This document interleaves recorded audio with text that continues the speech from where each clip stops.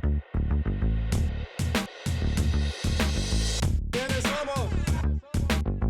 ¿Quiénes somos? ¿Quiénes somos?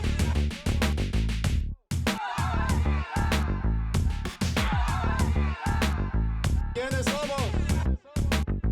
¿Quiénes somos? ¿Quiénes somos?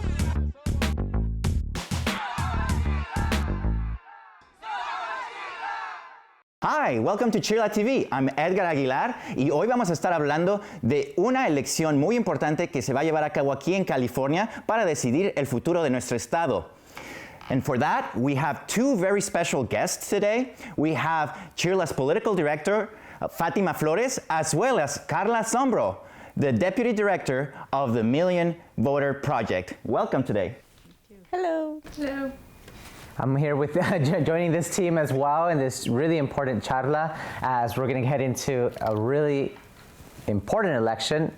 And many of you might be going, another important election? Well, that's right, because this will decide the fate and the future, right, of where California is heading. We were heading one direction, and now we got this whole recall detail. So talk to us a little bit about what that means. Fatima, recall, why should it matter to us? Yeah, so over the course of the past few years since Governor Newsom was elected, there's been a lot of attempts to try and recall him.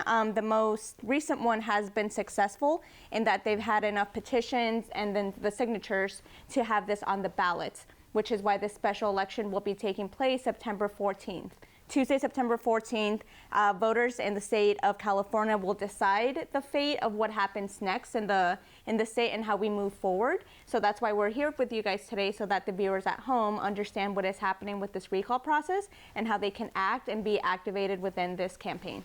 And so for your role as Deputy Director, Carla, can you tell the audience here at Million Voters Project, what's your role here with the election, special election? So the Million Voters Project, CHIRLA is a member of the Million Voters Project. There's actually a total of 96 local community groups from all the way at the Oregon border to the US-Mexico border. We banded together over the last now 6 years because just doing great work and organizing in South LA or in Oakland or in Fresno isn't enough to really make bold change possible. So we banded together all these different groups, and come election time, we unite all of the work that we're doing together to be able to mobilize literally millions of voters. Every election year since we've started, we've contacted over 1 million folks. CHIRLA has played a huge role in particularly immigrant communities, but really just providing leadership statewide. So this election, we can't sit out. This is a very important high stakes election. It's at a weird time, which is why it's all the more important that these local community groups who have relationships and trust in their neighborhoods are able to reach out and talk to folks and make sure they know what's at stake. So what exactly is a recall? Like what's the process? Because you mentioned that they have tried several times to do this, and this is finally happening, and now we have the election coming up. But what exactly is it, and what is decided then? Yeah, do you want to pick us up? Yeah, I mean, so California is different from a lot of states. It's actually really easy, relatively, to make a recall happen here. You get 5% of voters, however many people voted in the last election, 5% of them sign a petition, and now there has to be an election called, and it happens according to whenever the petition was turned in. So this election is happening in the middle of a year when there really aren't any other elections happening.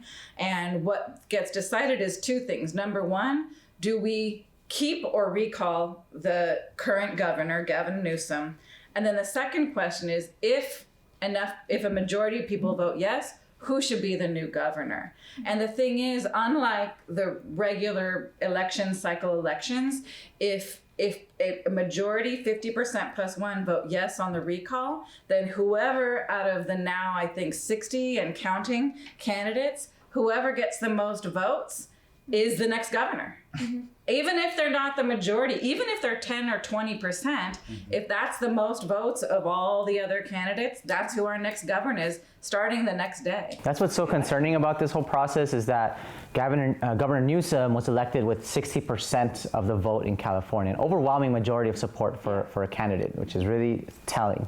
And that for someone to then be able to fundraise, right, or people to fundraise to do a recall election for someone who was Democratic elected, really popular, is what's concerning. But why now? Why is this happening? Like, who took advantage? Where is this money? Where's this money coming from for this recall? I think it's also important to put the context in that this is not the first time it has happened in the state of California.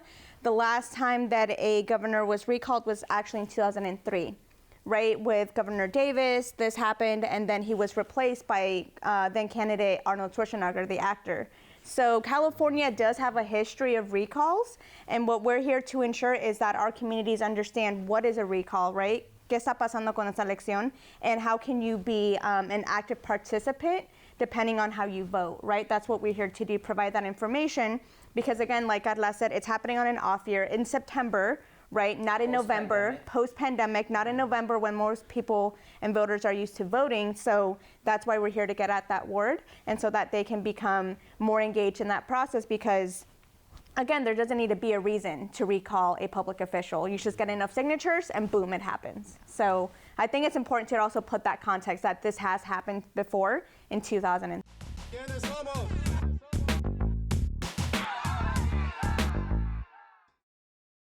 ¿Quiénes somos? ¿Qué tal? Estamos de regreso aquí platicando con Carla y Fátima sobre la elección especial que se viene ya en septiembre 14 aquí en California. And so to talk about that, I want to know why it is important here in California, because as Fatima mentioned, there's been tries before and not successful, only the Schwarzenegger one, but why is it happening now, and why is it important? The triggering event was that kind of put wind beneath the sails of this recall was two things. One was hundreds of thousands of dollars of national money coming into California to help get this thing on the ballot, and the fact that Gavin Newsom helped protect immigrants during the COVID crisis in terms of providing resources, support, access to healthcare. So there's no fuzzy lines. There's nothing confusing about what the people who support and oppose the recall are about. The people that are behind the recall did it because, and it's actually, that's why I brought my notes out. It's in the language of the petition that it says that immigrants are threatening our way of life, that providing sanctuary cities is a threat to our way of life. Literally, it's in the text if you look it up.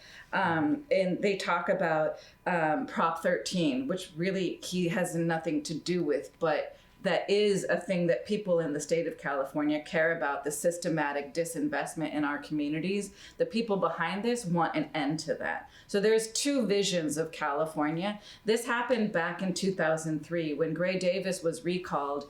They said it was about the vehicle license fee and other things, but ultimately what happened was when Arnold Schwarzenegger took office, immediately they rolled back driver's license for undocumented immigrants, and it wasn't until 10 years later that we got that back. That is who is behind it. They want to cut taxes, which really is kind of code for they want to protect corporations and the wealthy and not fund social services that help lift people out of poverty. Again, these are the actual facts from the text, not an opinion. So if you support that position, you should support the recall. But if you want to protect the gains that we've made in the last several decades, then you should oppose the recall. Yeah, you can hear a pin drop right here. Just drop your mic with all the knowledge you just shared. Thank you for that, Carla. It's so important to really look back in what has happened in the past, right? And you listed a few of the things like the driver's license, but also the people, the lived experiences that happen with not having a driver's license, right? That immigrants in California could have had a driver's license since the early 2000s as opposed to 10 years later, right, in 2011. And so, Fatima, just for you, from your experiences, what are immigrant families saying? Regarding the current policies that we have in place. Of course. I think the other thing that Carla also highlights is the fact that the eyes of the nation are in California, right? This is not just a state effort, this is a national effort. People are watching this recall and how it goes. And in 2003, like I shared in the last segment, I am from Mexico, but I was raised in Omaha, Nebraska. We felt the repercussions of what happened in California there, right? So this doesn't just impact communities here in California. Depending on how this goes, it will have nationwide repercussions, right? So I think it's important to remember that too for the viewers at home, that depending what happens September 14th will set the trajectory for what happens in 2022 next year for elections and even 2024. So it's just to be mindful. And one of the big things that our families and the immigrant communities that we're talking to is they're confused. They don't know what's happening. They don't know who's behind this recall effort.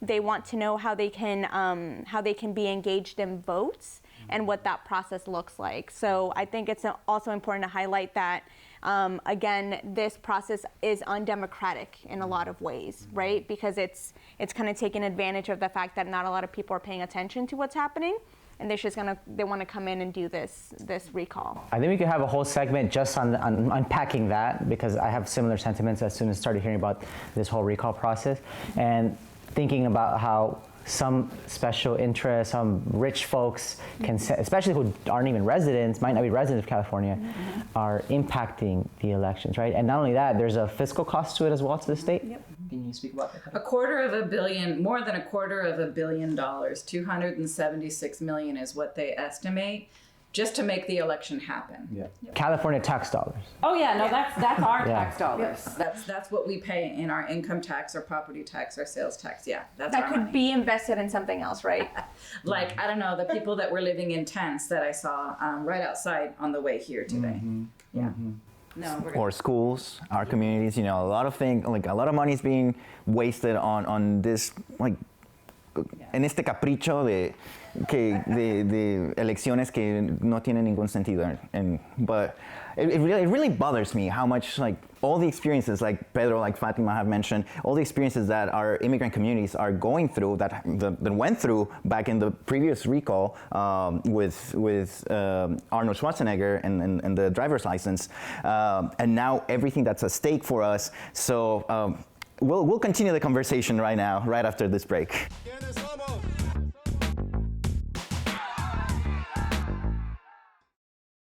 ¿Quiénes somos? Welcome back to CHIRLA TV. We're discussing some really important election, a special election that's coming in September. And so we have our guests here again with Fatima and Carla, who are dropping a lot of knowledge here with us. Let's talk about what this election is about when it comes to the California voters. What are they deciding the day of election? Let's say September 14th, bright and early before work. What's happening? I'm not overstating it when I say you're deciding the future of the state of California. When we talked about the last recall, this whole thing, the whole thing that we're talking about, this goes back to the 90s. When you talk about what it was like in the Trump years, that was California in the 90s. We had the most awful anti-immigrant policies. We ended affirmative action. We passed 3 strikes, right? The people behind the recall want to go back to those days. And California, during the Trump years, was the state that gave us hope that another world is possible. And so it's not being dramatic to say that we need to vote our values. And if you value the trajectory we're on of freedom, of caring for each other, then you need to oppose this. If you believe that how we were before and what Trump's America was like, if you really believe that, then you need to vote yes on this and move California back to how we were before. And that's the decision. It really is, are we going to continue on a path, or are we going to take several steps back and go back into a direction that we've been through before? About 30 years ago when I first started organizing. And how can people get involved to help out and make a difference in this election? Of course. So we have some exciting news. On July 31st, the CHIRLA Civic Engagement Department, in collaboration with our other department, are going to be hosting IMI Power Day. So at IMI Power Day, we're going to have the opportunity for people to sign up to volunteer with us. We're going to be doing canvassing. We're going to be doing some phone banking. We're also going to be doing a lot of social media action so that people can stay engaged and become a part of this election with us. But also really pave the road for what's going to happen in 2022, another special election year for midterms. And even then, 2024 is not too far, right? So IMI Power Day, it's going to be, we'll release information on our website. We also have a mobilized link that we can share after the segment so that people can be plugged in. Pedro's going to be there. We're going to have our membership to, again, make sure that we know what's happening with the special election and all of the other programs that we have. We will also be ensuring that we communicate as much as we can across our different social media so that people are staying engaged with our actions. And I want to say, like you mentioned, at least 2 upcoming special elections. So it sounds like every election is special and it's important, and we need to make our voice be heard. This election is going to be special for myself because it will be the first election in which I will be participating. I recently became a naturalized citizen, and this is why I did it, because now it's my turn and I am going to go there and I'm going to go vote. All my friends who are recently naturalized citizens, the people who come from mixed status families, everyone who can vote should go out there and vote and make sure that whatever your values are heard and are represented, because that's what democracy is all about. Can I add something? Felicidades, by the way. My husband actually just got his citizenship too, and this will be his first election. Yay! Vamos.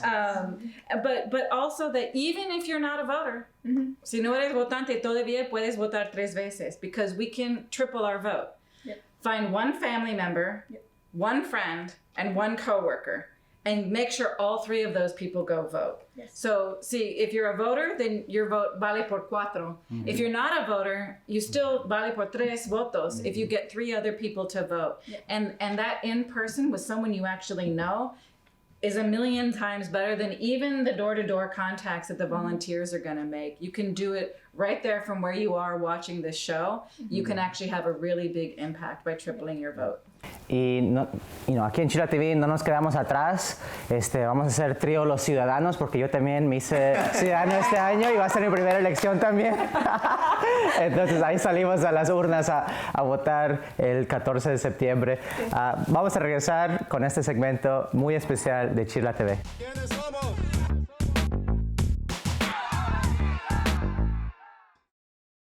¿Quiénes somos? We're back here at CHIRLA TV, and so now let's talk about like the little, los puntos importantes que tenemos que recordar de cuándo nos va a llegar nuestra boleta.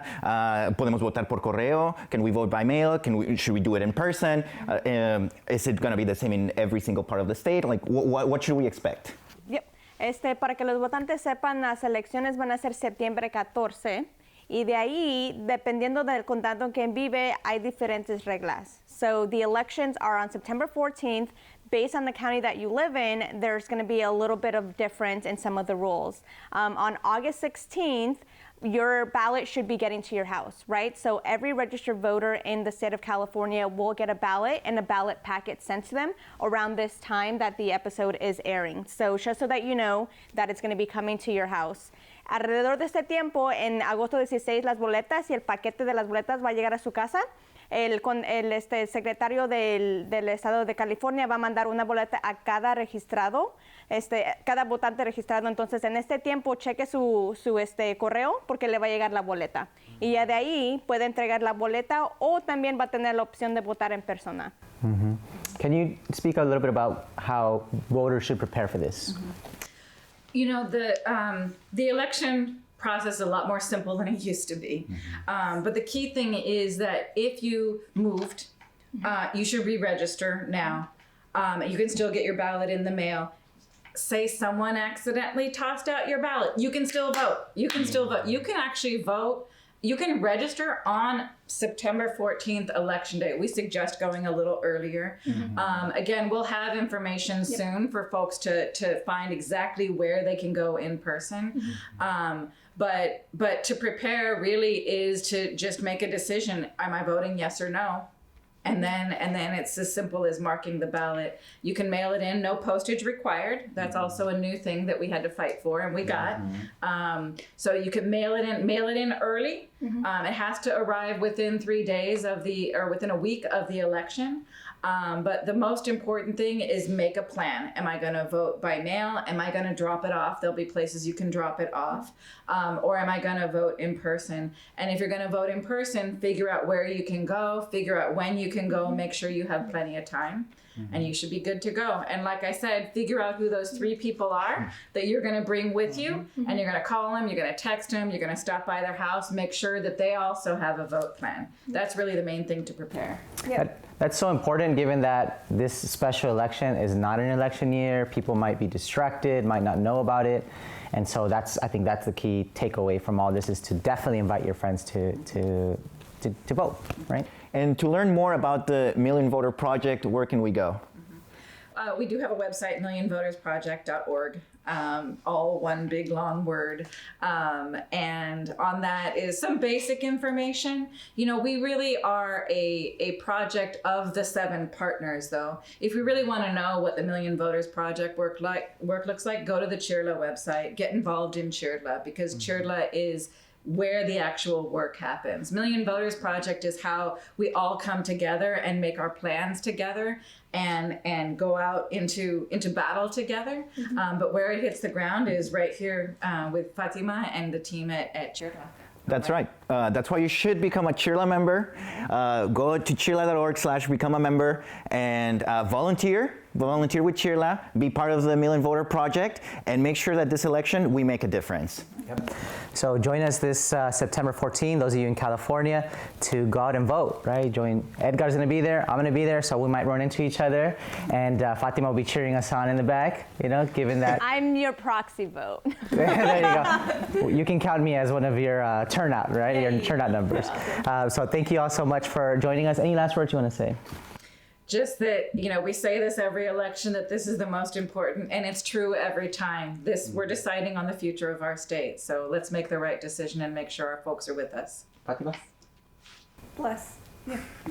Thank you all. See you in the next episode. ¿Quiénes somos? ¿Quiénes somos? ¿Quiénes somos?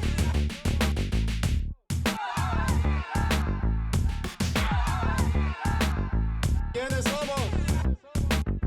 ¿Quiénes somos?